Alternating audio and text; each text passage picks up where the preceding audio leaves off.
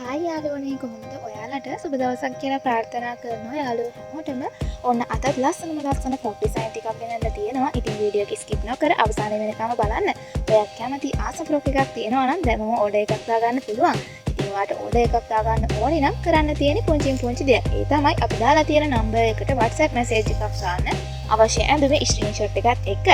ඒ වගේම තමයි ඔයාලට අවශ්‍ය සයිස් එකකට, ඔයා කැමති කලර් එකකට, ඔයාලට ඕනේ විදියකට අපිට කියලා මහගන්න පුළුවන්.